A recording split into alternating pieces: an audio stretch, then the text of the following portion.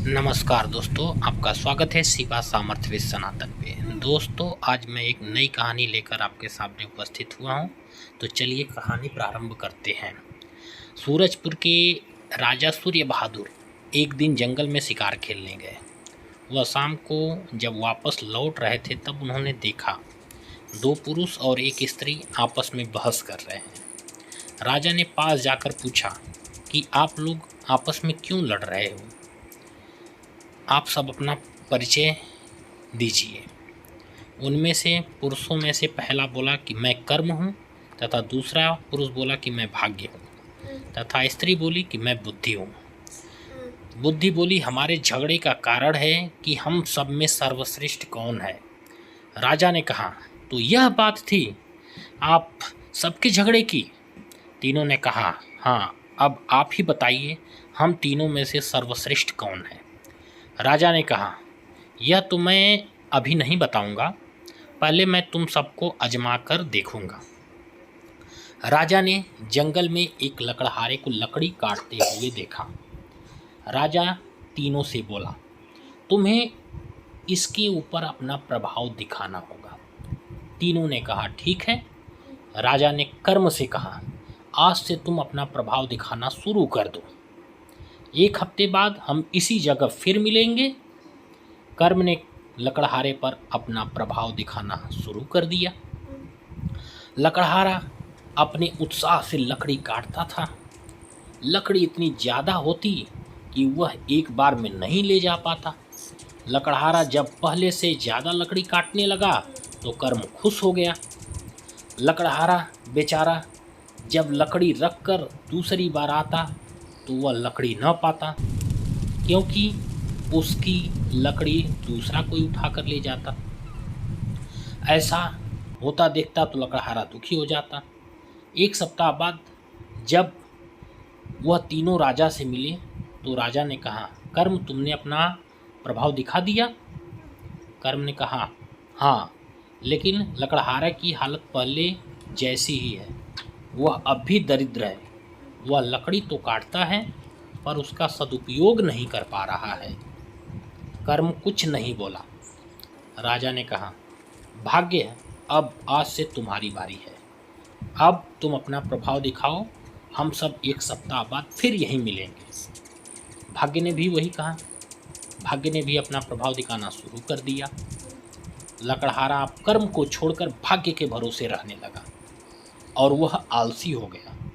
वह सोचने लगा, भाग्य में होगा तो वह अपना जीवन अवश्य सुखपूर्वक बिताएगा। भाग्य ने लकड़हारे का साथ भी दिया। वह लकड़ी काटने नहीं जाता, पर उसे उतना धन मिल जाता जितना उसे लकड़ी काटने पर भी मिलता था। यह देखकर लकड़हारा बहुत खुश होता और यह देखकर भाग्य भी बहुत खुश हुआ। अब 1 सप्ताह बाद फिर से राजा और भाग्य, बुद्धि तथा कर्म उसी जगह मिले।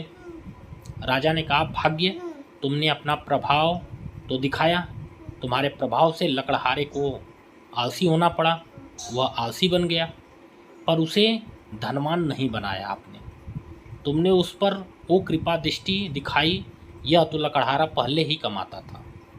राजा की बात सुनकर भाग्य कुछ नहीं बोला। अब राजा ने स्त्री से कहा, यानी बुद्धि से कहा, कि आज से तुम्हारी बारी है।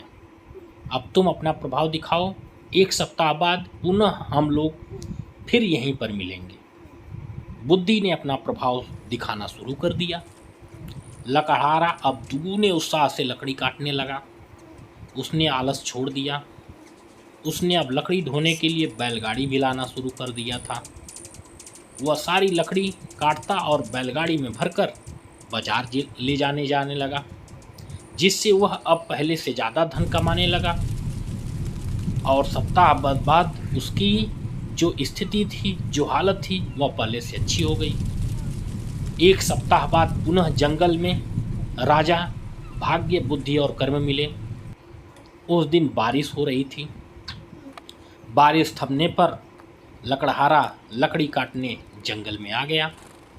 उसे देखकर राजा ने लकड़हारे से कहा, क्यों भाई, आज बारिश में भी लकड़ी काटने आए हो तुम? लकड़हारे ने कहा, भाई भाग्य उसी का साथ देता है जो कर्म करता है। मैं कर्म कर रहा हूँ, भाग्य के भरोसे नहीं हूँ। फिर मैं अपनी बुद्धि से कर्म और भाग्य को अपने बस में रखता हूँ, जिससे मैं आज सुखी हूँ। राजा ने मुस्कुराते हुए तीनों की ओर देखा और बोले, अब तो तुम सब समझ ही गए होगे कि तीनों में से कौन बड़ा है। तीनों नतमस्तक होकर वहाँ पे रहे और सिर झुकाकर चल दिए। लकड़हारा फिर लकड़ी काटने में जुट गया और राजा शिकार खेलने चल दिए। तो प्यारे दोस्तों, हम सभी को इस कहानी से एक बहुत बड़ी सीख मिलती है कि भाग्य भी उसी का साथ देता है जो कर्म करता है। अतः हमें कर्म से विमुख नहीं होना चाहिए। कर्म करते हुए हम अपनी बुद्धि के द्वारा भाग्य का निर्माण कर सकते हैं, केवल भाग्य के भरोसे बैठे रहकर नहीं। तो दोस्तों, यह कहानी आपको कैसी लगी अवश्य बताएं। अब एक नई कहानी के साथ फिर मिलते हैं, तब तक धन्यवाद।